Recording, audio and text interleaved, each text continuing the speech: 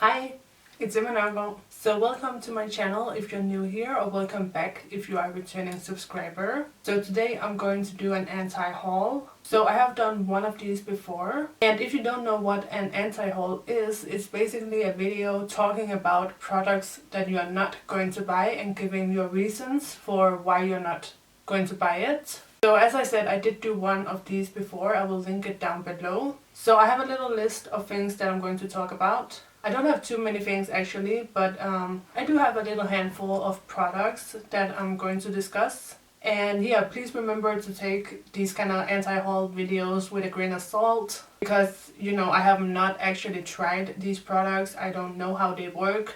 I'm only judging them on how I see them, how they have been promoted, their descriptions. So yeah, anti-hauls can be a little controversial, because you don't actually know the products in depth that you are talking about.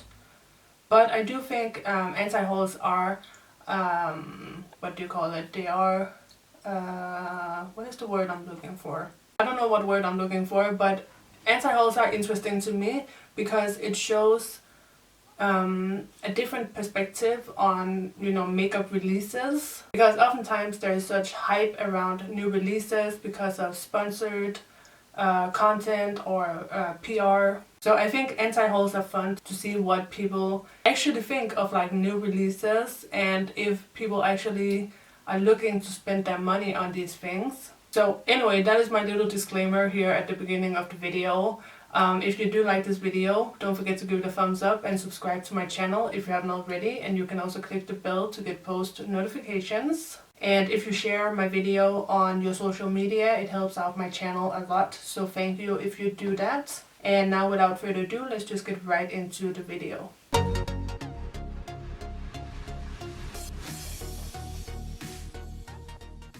Okay, so the first thing I have on my list is the new Physicians Formula You Butter Believe It collection. So Physicians Formula came out with the butter bronzers, and those became a huge hit. I do have one of the butter bronzers. I also have a highlighter and a blush, and I think they're nice. I think they're good products. The bronzer is really pretty. I also really like the blush. However, I just feel like Physicians Formula is really just milking the crap out of their butter range. It's kind of like with the Urban Decay Naked situation. The Naked palettes, they became so popular that Urban Decay created a whole range around this naked phenomenon. So they made so many eyeshadow palettes.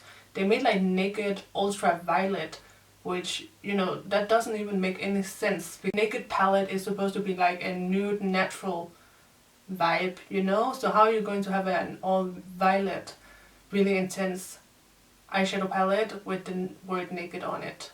Like, it doesn't make any sense to me, and I feel like it's kind of the same direction that Physicians Formula is going in, just releasing so many things under the butter umbrella. So I can see they are going to come out, or they already have come out with a butter mascara and a skin mist and a putty primer and a foundation plus concealer in one. All of these are like very trendy products. Like the foundation plus concealer is a very trendy product.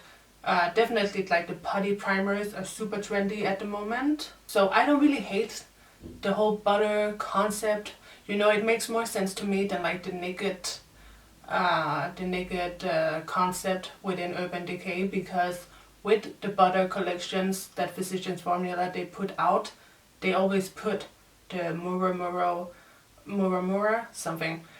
some kind of butter in their products. So it makes sense why they would call it that. But I just feel like they're overdoing it at this point. Like everything that Physicians Formula is releasing, they slap the butter branding thing on there. I think it's getting a little excessive at this point. It just makes me wonder if the products are actually good, or if their main selling point is the fact that they are in the butter collection. So kind of moving on from there into something kind of similar would be BH Cosmetics. So BH Cosmetics has kind of fallen off the radar, I feel. At one point BH Cosmetics was really trendy, like around the time when Carly Bible did her collab palette with them, and Shannon So did her collab palette.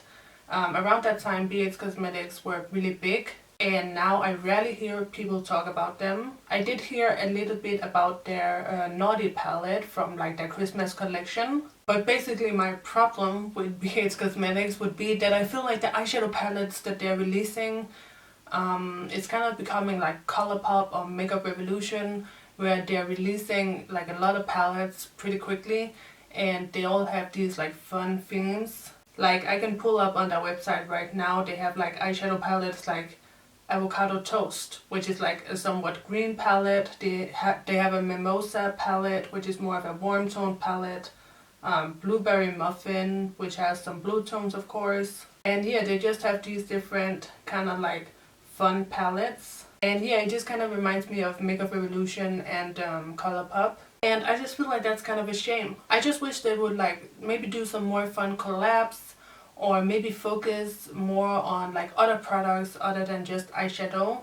So yeah, I would just like to see something a little more toned down from BH Cosmetics, maybe like maybe some eyeliners, lip liners, some complexion products, because a lot of their releases, they just seem like they're trying to keep up with these two other brands. And yeah, now that we are on the topic of ColourPop, I'm going to talk about them. Because ColourPop just releases new products, especially like new collections, new eyeshadow palettes. It feels like they release them every other day. Like to me, it's just too much. I have not bought anything from ColourPop in years because I just feel overwhelmed with all their collections that they're putting out like in a constant like stream of just new products. And thinking of it, I feel like it's the same with Makeup Revolution, but maybe it's the algorithm on Instagram, because I just don't feel like I see Makeup Revolution as often with all these new releases, but I definitely feel like I see ColourPop all the time. And it just makes me feel overwhelmed. I don't have any desire to try out ColourPop collections. And it's not like I don't like the ColourPop products that I do have. I have some eyeliners and some lip products, and I have been pleased with all of the products. Just all of those collections, it's just too much. Like I wish they would slow down a little bit. Like even the thought of buying something from them just is overwhelming to me, because like I would buy something and then it would have to be shipped here to Denmark from America, and by the time I would get the products, they would have a new collection out and my collection would already be, old and forgotten. So I just don't deal in ColourPop products. Okay, another thing I have on my list is the new Urban Decay Stay Naked Tinted Glow Hydrator. I feel like a lot of companies right now, they're coming out with like tinted moisturizers or BB CC cream type face products. I'm thinking about like the e.l.f. Camo CC cream, I think it's called. And I am actually interested in trying that product from e.l.f. because I heard it should have pretty good coverage. But the Urban Decay, what is it called? Stay Naked Tinted Glow Hydrator. And again, do you guys notice how they have the naked name in their product title? So anyway, I heard that it's not very good coverage. And I feel like I'm seeing a lot of these like tinted moisturizers or lower coverage products, and I'm just looking for something with a bit more coverage. I feel like the market is kind of pulling more towards like the hydrating, less coverage complexion products, where I want to go more to the matte and high coverage products. So yeah, of course that is just my own personal preference. But yeah, these really like hydrating tinted moisturizers, I'm not really looking into them. Okay, and finally on my list I have the new Maybelline Brow Extensions Stick. Basically it's like a jumbo brow pencil, and I think they're marketing this as being a product that will give you like a nice full bushy brow and make it kind of a unisex product.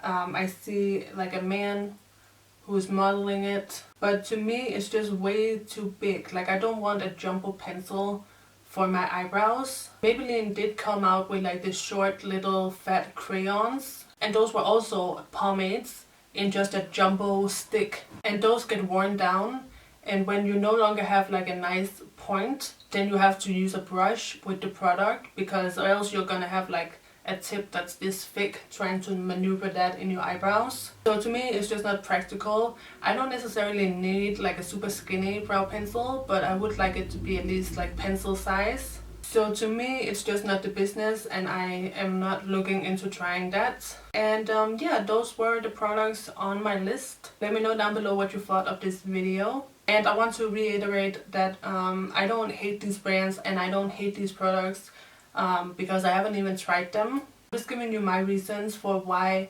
I'm not looking into these products. If you have tried any of these products, I would love to know what you think down below. And if you like this video, don't forget to give it a thumbs up and subscribe to my channel if you haven't already. And you can also click the bell to get post notifications. And I want to thank you guys so much for watching, and I will see you in my next video. So take care and bye bye.